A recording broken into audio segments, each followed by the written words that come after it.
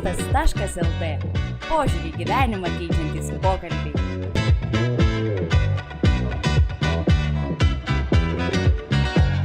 Sveiki visi Podcastas.lt klausytojai, su jumis Justas ir šiandieną pas mus svečiuose dizaineris Tautvydas Gilys. Sveikas, Tautvydai. Sveikas.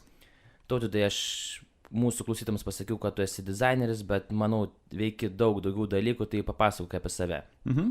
Tai šiuo metu pagrindė dirbu Vinted, kur esu projekto komandos vadovas. Tačiau be darbo Vinted jau prieš 3-4 mėnesius paleidau UX Akademiją, kuri polkas yra toks šalutinis projektas, kuris teikia labai daug džiaugsmo. Klausytams pasakykim, kad Vintedas yra buvę mano drabužiai.lt. Taip. Ir papasakok apie savo tą UX Akademiją, kas ten yra ir kaip ten viskas vyksta. Tai UX Akademija yra 6 savaičių dizaino kursas, kur žmonės atėję, kai kurie su vartotojo patirtimi, kurie visiškai nesusijęs su tuo. Per 6 savaitės praeiname visą dizaino procesą nuo grinai pačios idėjos įsigryninimo, problemos atradimo iki prototipo sukūrimo. Tai žmonėms būna proga tiek išmokti pačio proceso, tiek išsimėginti jį praktikoje ir vėliau galės pritaikyti jį ir savo kasdieniniuose darbuose. O tuose mokymuose aš galiu išmokti tik tais, kaip naudotis įrankiais, ar aš ten galėčiau išmokti tapti dizaineriu, sakykime taip.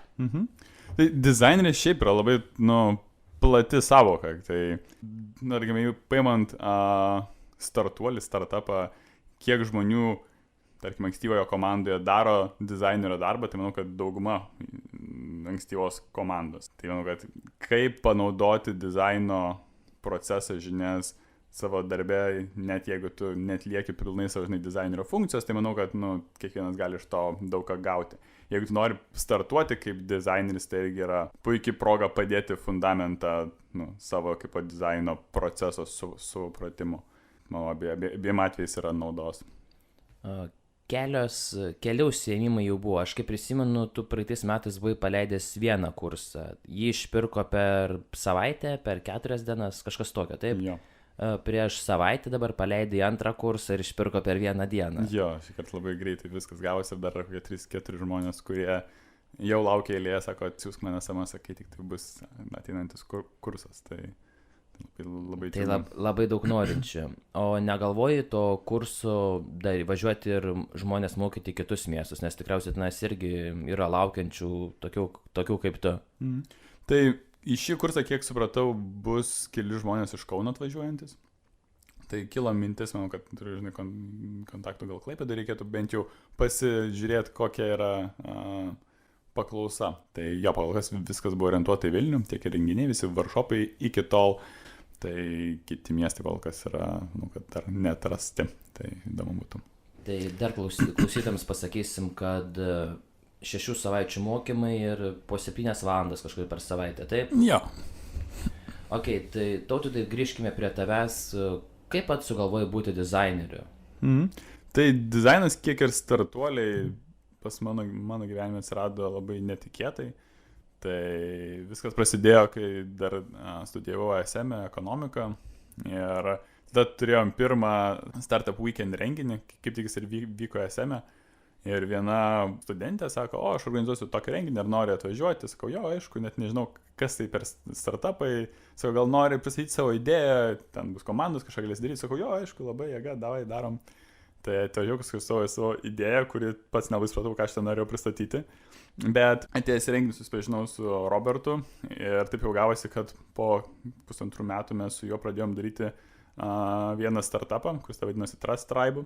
Ir taip gavosi, kad vienintelis žmogus visoje komandoje žinau ir mokėjau kažką daryti su Photoshopu, nes prieš tai ganėtinai intensyviai užsiminėjau fotografiją. Ir tada gavosi, kad mums reikia kažkaip vizualizuoti produktą per Startup Weekendą, nupieš, kad programuotojai galėtų kažką tai sukodinti. Taip ir pradėjau, tai pradedi kažką paišyti, žiūri, kad niekas nesigauna, eini į Intiką, ieškai, kaip tai daryti. Tai pirmas projektas toks gavosi taip iš lempos, bet pats rezultatas, nors tai buvo pirmą kartą darytas Nu, sakau, kaip fainai, ir net žmonės iš išorės kažkaip visai vertina mūsų, bent jau vizualinę tam dizaino dalį. Ir taip gavosi, kad po truputį pradėjau freelanceriauti. Tai netikėtai, kaip atėjau į startupus, taip pat ir netikėtai pradėjau savo dizaino proceso karjerą. O kiek laiko buvai freelanceris? Tai grubiai aš manau, kad apie 1,5–2 metus. Aš tiesiog freelancinau. Iki tol, kol supratau, kad vizualinis dizainas kaip po toks, jis yra smagus, fainai, tačiau savęs tame procese ilgiau neįsivaizdavau ir tada pradėjau ieškoti, okay, tai kas, kur dar yra dizainas, jeigu ne vien tik tai pikselių stumdyme, tai kaip galima plačiau išnaudoti patį mąstymo gal principą, tiesiog siekiant, kad pats produktas būtų kažkam tai naudingas, ne vien tik tai gražus. Ir po to freelancinimo tu nuėjai dirbti į Vinted. Ne, tada aš po to pafreelancinęs, supratau, kad okay, man reikia išplėsti savo žinias apie patį dizaino procesą. Tai internete tada pradėjo atsirasti UX-as kaip toks, tačiau iš blogų, sakiau, ten straipsnių, man kažkaip galvoju nesusidėliojo vaizdas, tai kas čia per procesą. Ne? Žinai, kad kažkas plačiau, žinai, kad kažkur, bet kaip tą naudoti, kas per daiktas buvo iki tol gal net ne kosmosas. Ir tada netyčia, beieškodamas vienam projektui inspiracijos, užtikau Tradecraft puslapį, tai tokia mokykla San Franciske, kur sako, mes ten per 12 savaičių išmokinsime, kas yra user experience'as, dar buvo kelios kitos temos susijusios su startupais. Nu ir kažkaip, kodėlgi ne, žinai, ten reikėjo nusiųsti LinkedIn'o įrašą, motyvacinį laišką ir taip gavosi, kad vienas kitas etapas, vienas kitas Skype'o pokalbis ir sako, tai jo, davai atvažiuok. Ir tada, taip gavosi, kad atvažiavau San Franciską 3 mėnesiam ir tada grįžęs, tada dar pafreelancinau ir tada jau atsidūriau Vinted'uose. Pakalbėkim truputį apie San Franciską, nes mane asmeniškai patys sudomina, tai tenais jie tave pakvietė, bet viskas buvo iš tavo lėšų.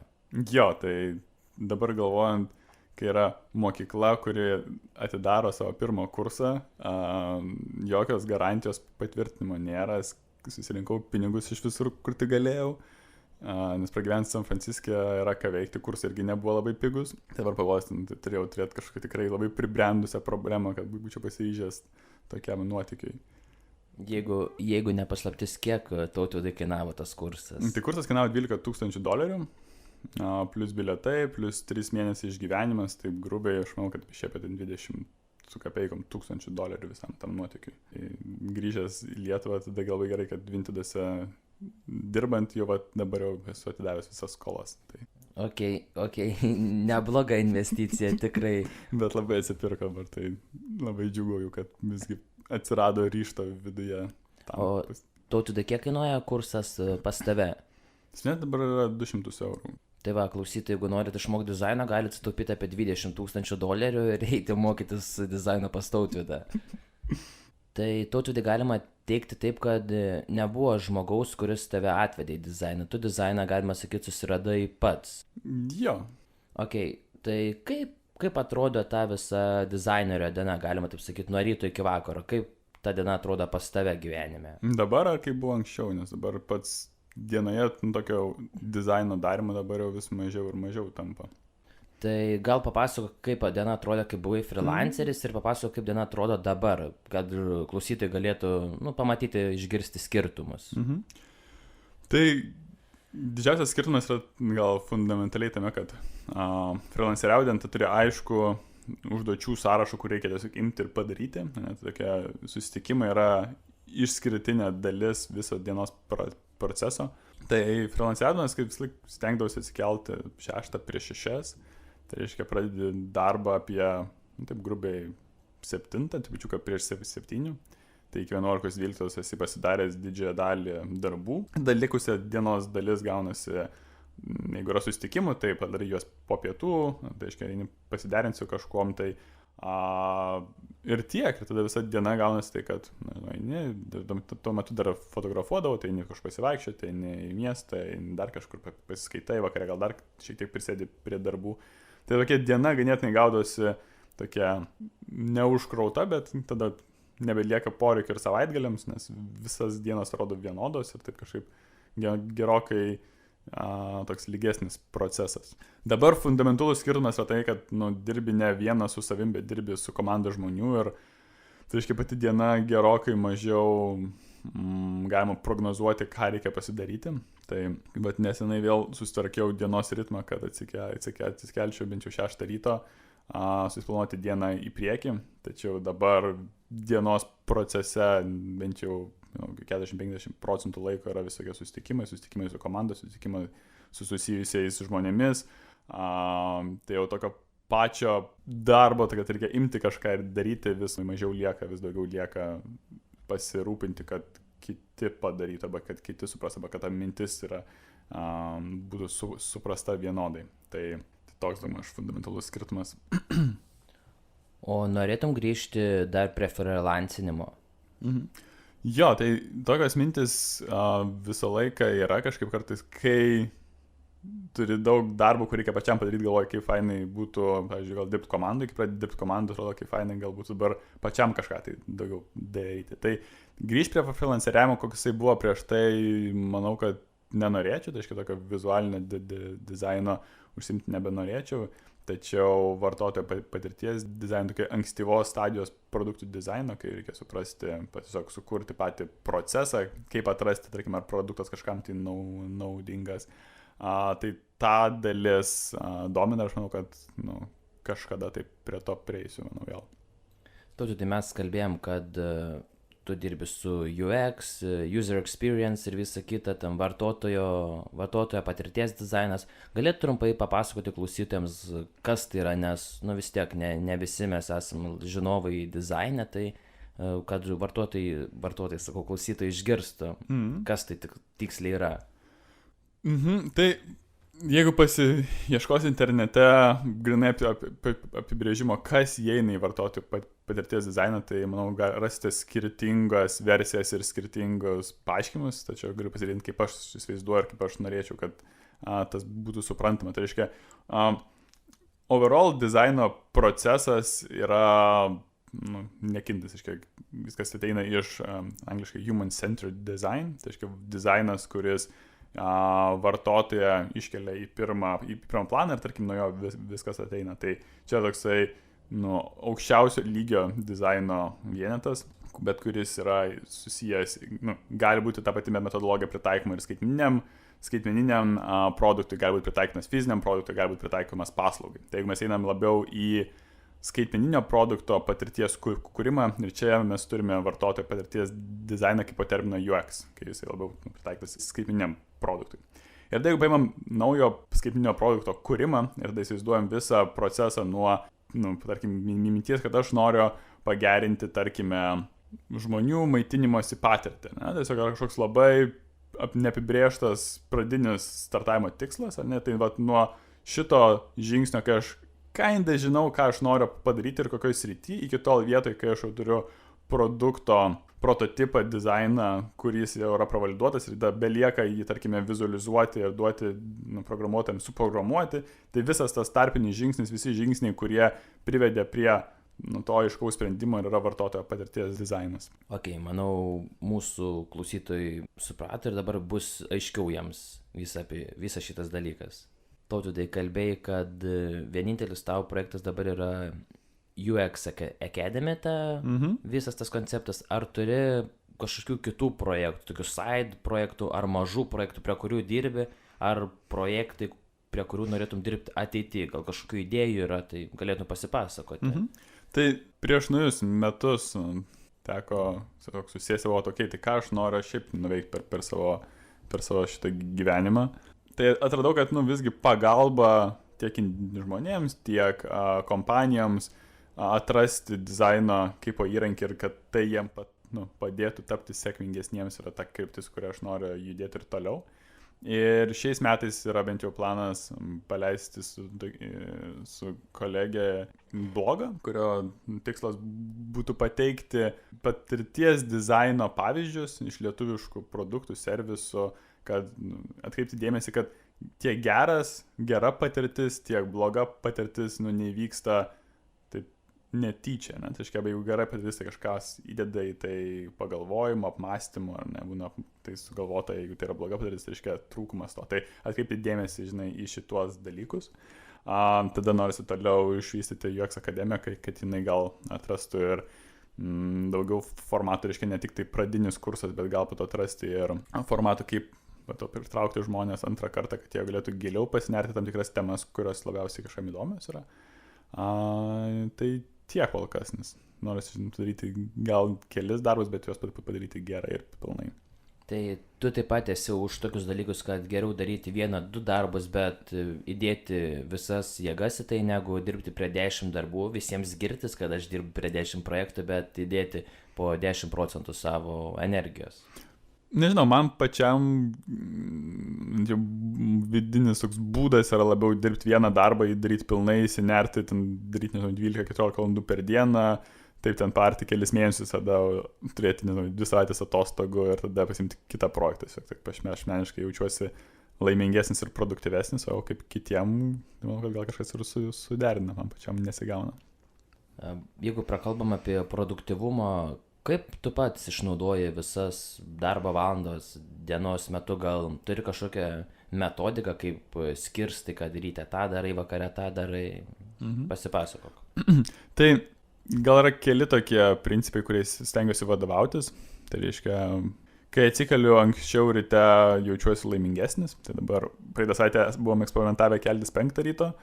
Tai 5 ryto gal buvo trupučiuką per anksti, dabar šią savaitę darysiu 6 ryto. Tai tiesiog eksperimentuoju atrasti laiką, kuris geriausiai tinka. Ir diena gerokai konstruktyvesnė būna, kai tą dieną turiu aišku checklistą, sąrašą, ką noriu nuveikti per tą dieną. Tai reiškia, sėdi, pasimi darbą, darai, užsibaigi, padėdi checkpointą, užsibaigi.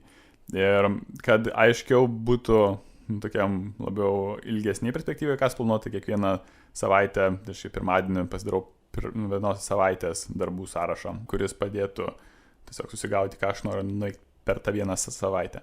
Nu ir tada prieš metus būtų geriausia pasidaryti, žinai, planą metams, ką noriu aš nuveikti. Tiesiog toksai skirtingų laikotarpių pasiplanavimas, kad stengtis išlaikyti fokusą ten, kur noriu. O dėl dienos eigos man asmeniškai labai patinka tokios dinamiškos rutinos. Tiesiog stengiuosi vadovautis jausmu, ką aš noriu nuveikti dabar šiandien.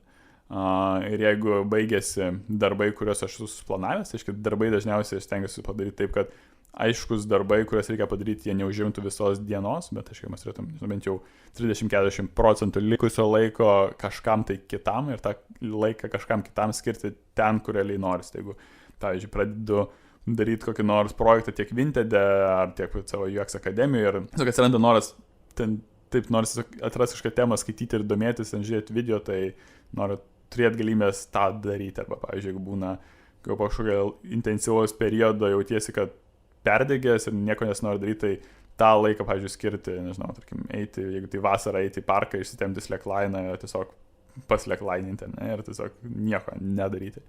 Tai labai mėgstu tokią spontanišką rutiną su tam tikros konkrečios rutinos prieskoniais.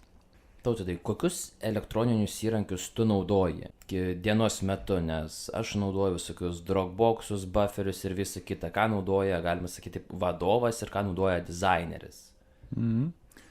Tai dabar didžioji dalis viso, ko naudoju, tai yra skirta mano darbui Vinted.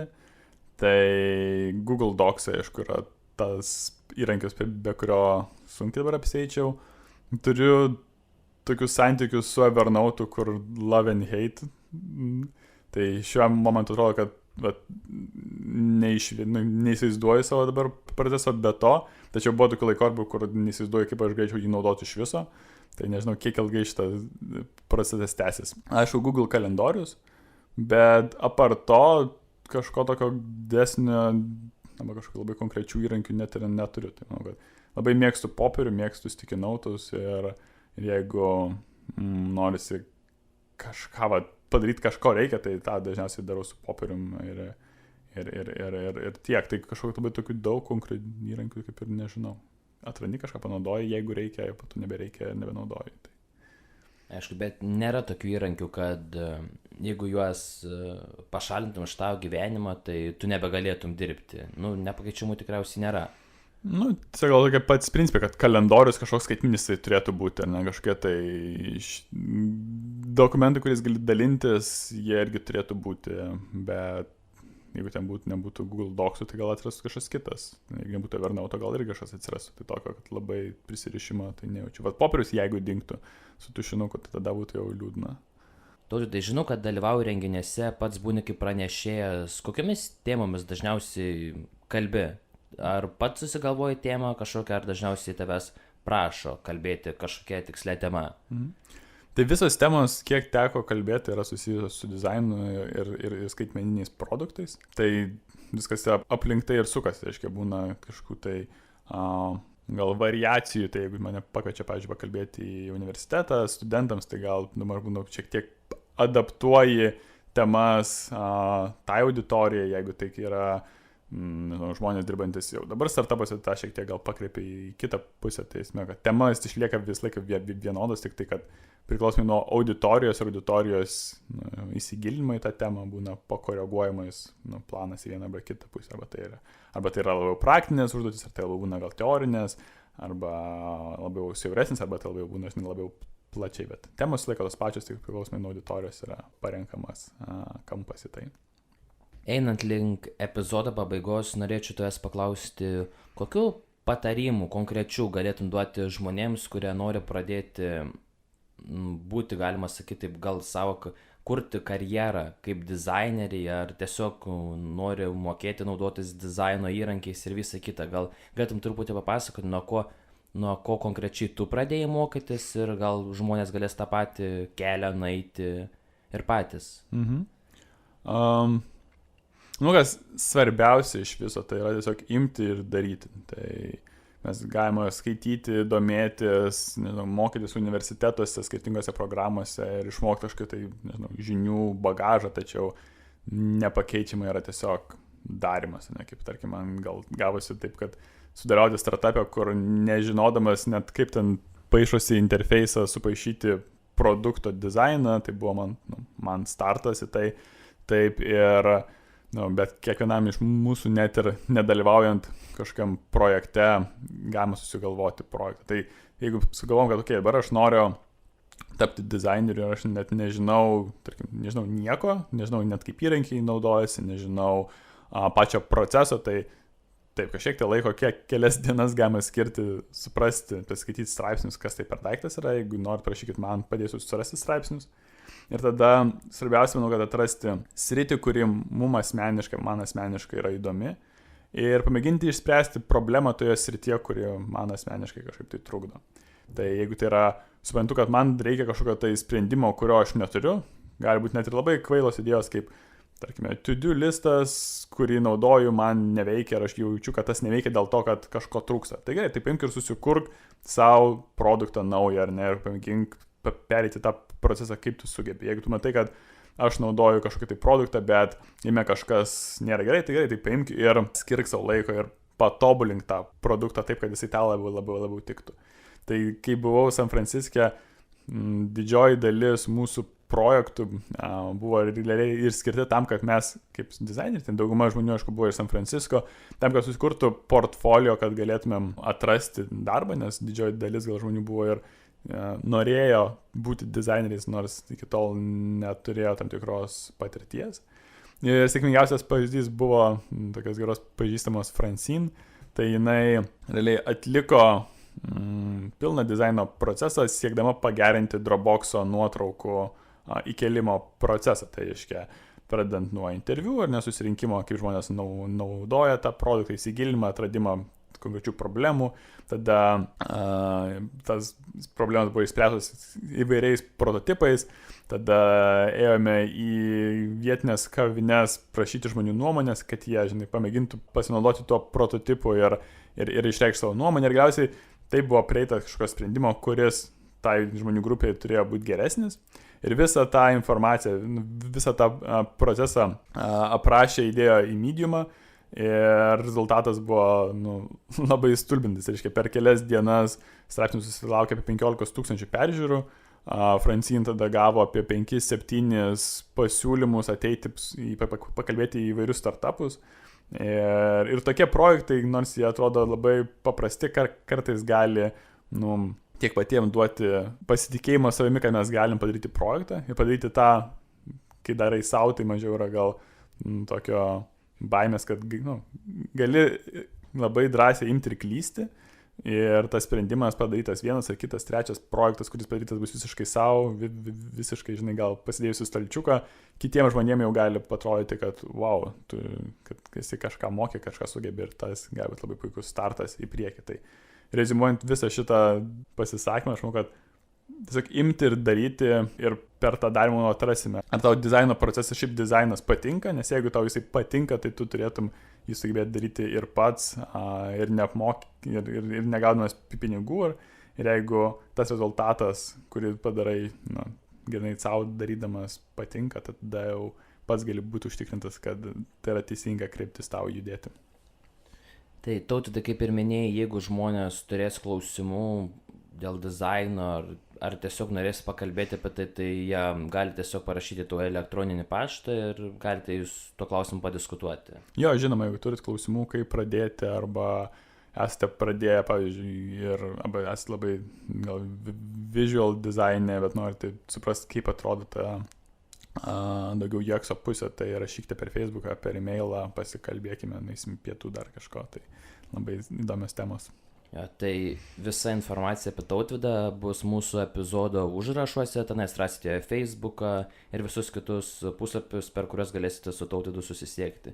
Tautvydai, paskutinis klausimas toks, man asmeniškai papasakok apie savo laisvalaikį ir pomėgius. Laisvalaikis labai kintantis, dažnai per pastarosius 1,5 metų jo kaip ir labai daug ir nebuvo. Tai gal pagrindinis atradimas praeitą vasarą tai buvo slackline'as, tai lynas, tai veikla, kuri veikia kaip meditacija ir fizinė veikla. Tai šitas užsiėmimas gal buvo vienas pagrindinių vasarą. Šiek tiek užsiminėjau laipiojimu uolomis, dabar jau paskutinius 1,5 metų tą darau ganėtinai rečiau. O šiaip tai tokio daugiau konkretaus kažko nėra. Tai filmai, meditacijos, šiaip kažkokia tai veikla. Kai atsiranda daugiau laiko, tai tokios labiau spontaniškos kelionės, kaip prieš praeitą rudenį buvau susigalvojęs nueiti iki jūros per 10 dienų iš namų išėjęs su kuprine. Tai su draugė pasimti mašiną ir ten 3-4 dienas kažkur važiuoti. Ir baigiam, kad atvažiavam pusę Latvijos, tiesiog be jokio didelio plano. Tai leidžia savo turėti tokios spontaniško laisvalaikio. Dar iš tikrųjų vienas asmeninis klausimas, tai kaip ir minėtas, kaip sakytant, slackline'as? Slackline'as, tai čia tas yra, kur pakabini lyną tarp dviejų objektų ir iš pradžių ten vaikštai, mačiau internete ten kiti pradeda daryti visokius triukus, šakinėti ir visą kitą. Kaip pačiam sekėsi pačioj pradžioje ir kiek dabar toli pažengęs tu esi tame dalyke? Tai čia gal pavyzdys geras, kaip atrasti veiklą, kuri tau patinka ir kada gali spręsti, kada ta veikla patinka ar ne. Tai pirmą kartą ant slackline'o užlipau prieš gerų 1,5 metų per Vintedo pirmą vasaros tokį vakarėlį, kaip ir festivalis vadinasi pas mus. Ir vienas be bendradarbis tiesiog atsivežęs kelis lynus, įtempė ir gavosi taip, kad aš ten nuo 2 iki kažkur 8 vakaro ant jų praleidau. Tai pradžiai, žinai, buvo tenai lynas kokių 5 metrų ilgio, ar ne, perėjau, po to buvo įtemptas ten 14 metrų lynas, tai visus perėjau tada. Kitą dieną vos atsistojau, nes kojų nebejaučiau. Ir taip po trupučiuką aš supranti, kad wow, kabina. Ir tada nusipirki savo lyną, tada nusipirki ilgesnį, tada dar ilgesnį. Tai va, tai taip po trupučiuką ir įsipraktikuoji. Tai va, praeitą vasaros gale buvome jau įsitempęs Reikjaviškio parke 70 metrų ilgio. Tai tikiuosi šią vasarą pradžiai pavyks pagaliau praeiti ir tokį atstumą, nes dar buvo labai sudėtinga. Aš čia iškart viešai pasisakysiu, kad būtų smagu kada su tavim pabandyti, jeigu kažkur tu laipiosi lynu, kad pasikviestum ir mane, žinai, ir kad aš galėčiau pabandyti lynu pavaikščioti, nes Gerai, tai atrodo įdomiai, taip pat labai sudėtingai, bet, nu, vis tiek norėčiau kažkada išbandyti, tai aš taip viešai paprašau, gal bus didesnė tikimybė, kad man teks tai padaryti. Gerai, super, tai kad balandį mėnesį, kai jūs sniegas nutirps, iš karto eisim.